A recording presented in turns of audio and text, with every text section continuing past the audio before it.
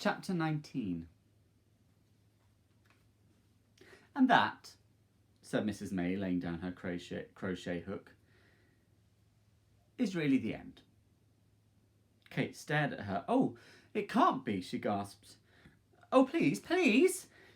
"The last square," said Mrs. May, smoothing it out on her knee. "The 150th. Now we can sew them together." "Oh," said Kate, breathing again. "The quilt. I thought you meant the story." "It's the end of the story too," said Mrs. May absently, "in a way." And she began to sort out the squares. "But," stammered Kate, "you can't, I mean..."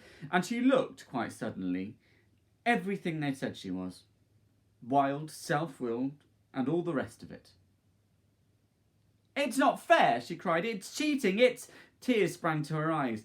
She threw her work down on the table and the darning needle after it, and she kicked the bag of wools which lay beside her on the carpet. "Why, Kate, why?" Mrs. May looked genuinely surprised.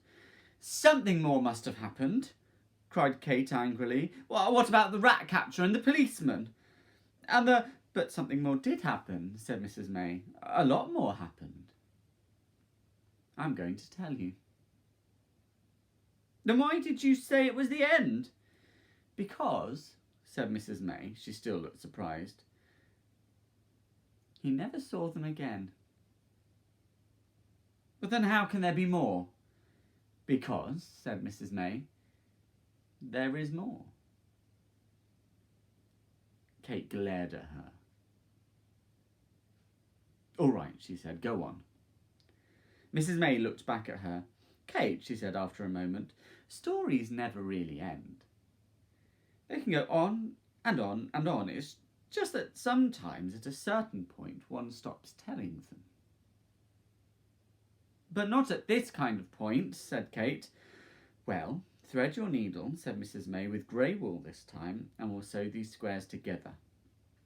I'll start at the top, and you can start at the bottom. First a grey square, then an emerald, then a pink, and so on." "Then you didn't really mean it," said Kate irritably, trying to push the folded wool through the narrow eye of the needle, "when you said he never saw them again." "But I did mean it," said Mrs. May. "I'm telling you just what happened. He had to leave suddenly at the end of the week because there was a boat for India and a family who could take him. And for the 3 days before he left, they kept him locked up in those 2 rooms. "For 3 days!" exclaimed Kate. "Yes, Mrs. Driver, it seemed, told Aunt Sophie that he had a cold. She wasn't unkind to him, but she was determined, you see, to keep him out of the way until she got rid of the borrowers." "And did she?" asked Kate. "I mean, did they all come? The policeman and the rat catcher and the sanitary inspector didn't come. At least not while my brother was there. And they didn't have the rat catcher from the town hall, but they had the local man." "The policeman came," Mrs. May laughed. "During those 3 days, Mrs. Driver used to give my brother a running commentary on what was going on below. She loved to grumble, and my brother, rendered harmless and shut away upstairs, became a kind of neutral. She used to carry his meals up. And on that first morning, she brought all the doll's furniture up on the breakfast tray and made my brother climb the shelves and put it back in the doll's house. It was then she told him about the policeman. Furious she was. He felt almost sorry for her." "Why?" asked Kate. "Because the policeman turned out to be Nellie Runacre's son Ernie, a boy Mrs. Driver had chased many a time for stealing russet apples from the tree by the gate. A nasty, thieving, good-for-nothing dribbit of no good, she told my brother.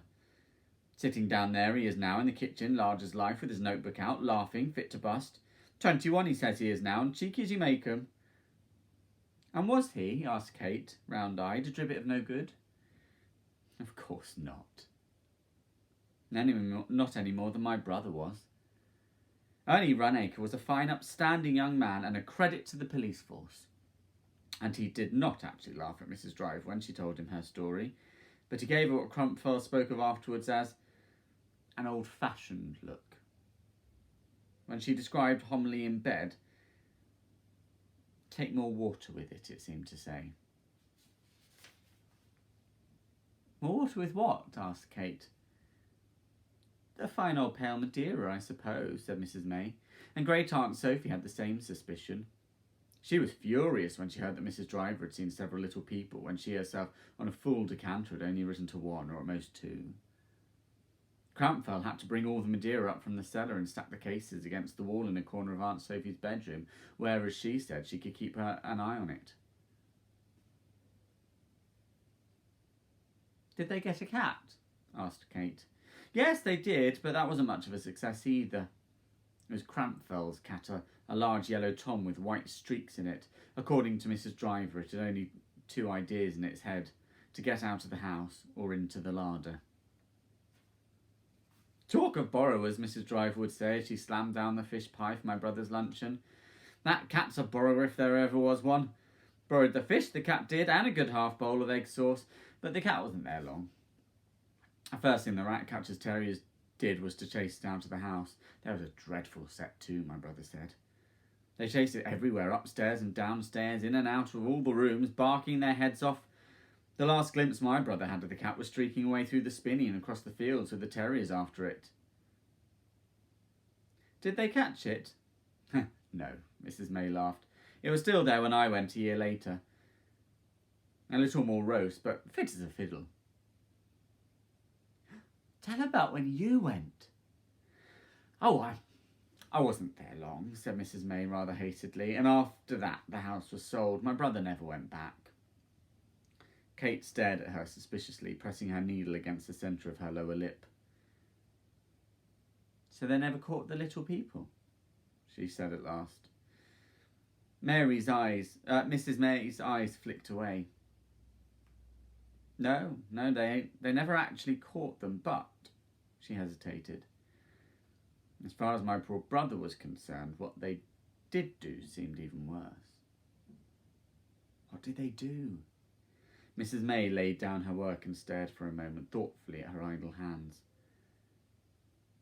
"I hated the rat catcher," she said suddenly. "Why? Did you know him?" "Everybody knew him. He had a wall eye, and his name was Rich William. He was also the pig killer, and, well, he did other things as well. He had a gun, a hatchet, a spade, a pickaxe, and a contraption with bellows for smoking things out. I don't know what the smoke was exactly, poison fumes of some kind, which he made himself from herbs and chemicals. I only remember the smell of it. It clung around the barns or wherever it'd been. You can imagine what my brother felt on that third day, the day he was leaving, when suddenly he smelled the smell. He was all dressed and ready to go. The bags were packed and down in the hall. Mrs. Driver came and unlocked the door and took him down the passage to Aunt Sophie. He stood there stiff and pale in gloves and overcoat beside the curtained bed.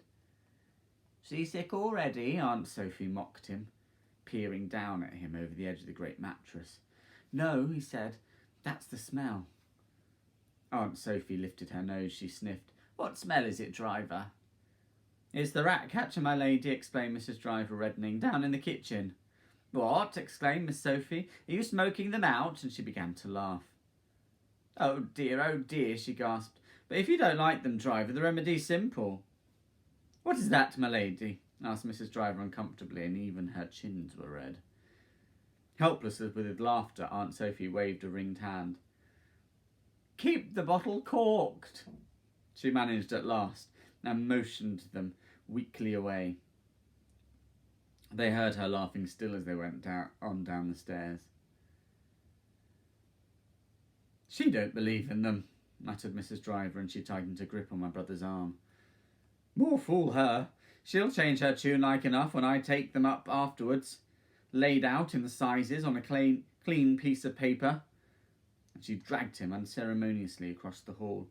The clock had been moved, exposing the wainscot, and as my brother saw at once, the hole had been blocked and sealed. The front door was open as usual, and the sunshine streamed in. The bag stood there beside the fibre mat, cooking a little in the golden warmth. The fruit trees beyond the bank had shed their petals and were lit with tender green, transparent in the sunlight. "Plenty of time," said Mrs. Driver, glancing up at the clock. "The cab's not due till 3:30. "The clock stopped," said my brother. Mrs. Driver turned. She was wearing her hat and her best black coat, ready to take him to the station. She looked strange and tight and chapel-going, not a bit like Driver. "So it has," she said. Her jaw dropped and her cheeks became heavy and pendulous. "It's moving it," she decided after a moment. "It'll be all right," she went on, "once we get it back. Mr. Frith comes on Monday," and she dragged again at his arm above the elbow. "Where are we going?" he asked, holding back. "Along to the kitchen. We've got a good 10 minutes. Don't you want to see them caught?" "No," he said. "No," and pulled away from her. Mrs. Driver stared at him, smiling a little. "I do," she said. "I'd like to see him close. He passed this stuff in and they come running out. At least that's how it works with rats. But first, he says, you have to block up all the exits." And her eyes followed my brother's to the hole below the wainscot. "How did they find it?" he asked then. Puttied it looked, and with a square of brown paper pasted on crooked. "Rich William found it. That's his job." "They could unstick that," said the boy after a moment. Mrs. Driver laughed, quite amiably for once. "Oh, no, they couldn't. Not now, they couldn't. Cemented firm, that is. A great block of it right inside with a sheet of iron across from the front of that old stove in the outhouse. He and Crampfell had to have the morning room floor up to get at it. All Tuesday they was working, up till tea time. We aren't going to have any more capers of that kind, not under the clock. Once you get that clock back, it can't be moved again in a hurry. Not if you want it to keep time, it can't. See, that's where it stood, where the floor's washed away like." It was then my brother saw for the first and last time that raised platform of unscrubbed stone. "Come on now," said Mrs. Driver, and took him by the arm. "We'll hear the cab from the kitchen." But the kitchen, as she dragged him past the baize door, seemed a babble of sound. No approaching cab could be heard here. "Steady, steady, steady, steady, steady," Crampfell was saying, on one loud note as he held back the rat-catcher's terriers, which shrilled and panted on the leash. The policeman was there, Nellie Runacre's son Ernie. He had come out of interest and stood back from the others, a little in view of his calling, with a cup of tea in his hand and his helmet pushed off his forehead. As his face was pink with boyish excitement and he stirred the teaspoon round and round. "Seeing's believing," he said cheerfully to Mrs. Driver when he saw her come in at the door. A boy from the village was there with a ferret. It kept sort of pouring out of his pocket, my brother said, and the boy kept pushing it back. Rich William himself was crouched on the floor by the hole. He had lighted something beneath a piece of sacking, and the stench of it smouldering eddied about the room. He was working the bellows now with infinite care, stooping over them, rapt and tense. My brother stood there as though in a dream. Perhaps it was a dream, he said to me later, much later, after we were all grown up.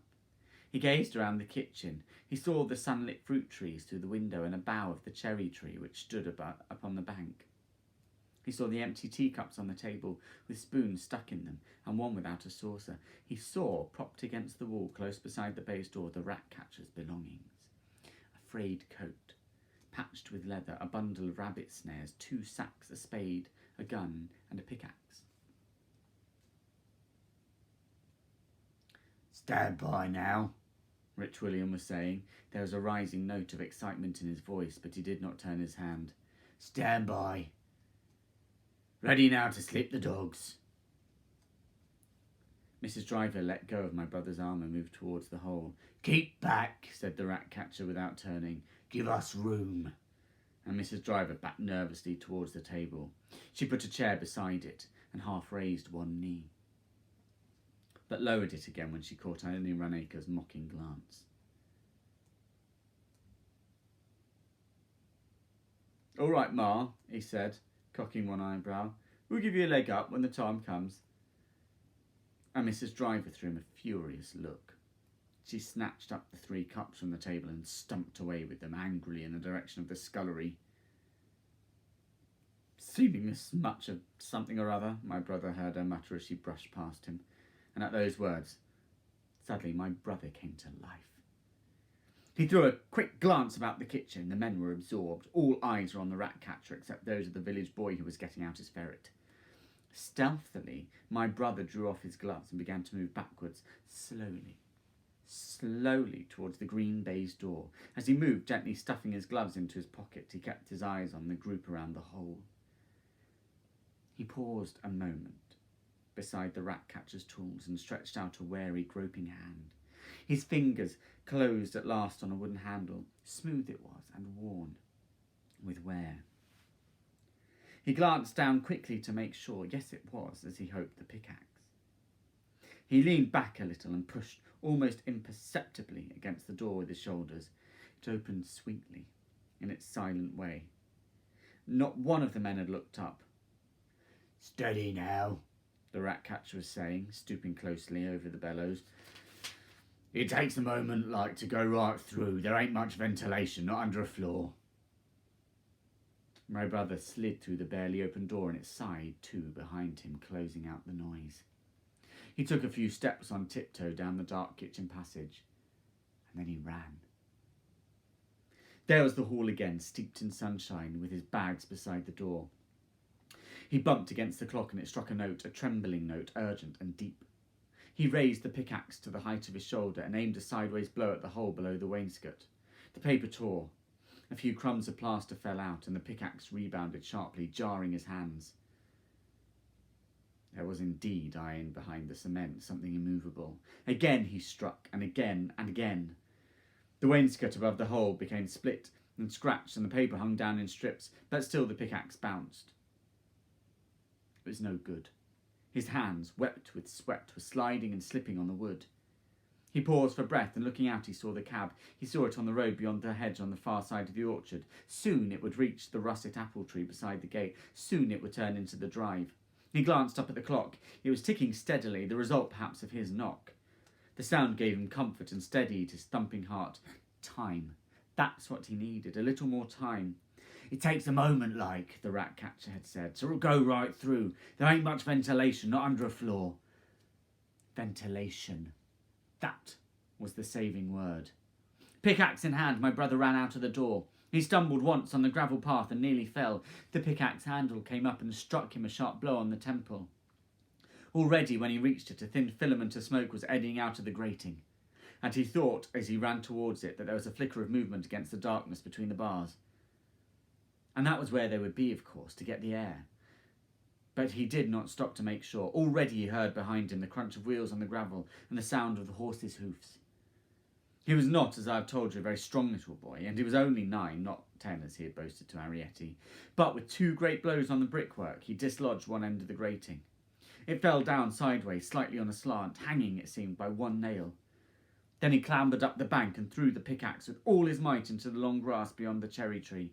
He remembered thinking as he stumbled back, sweaty and breathless, towards the cab, how that too, the loss of the pickaxe, would cause its own trouble later.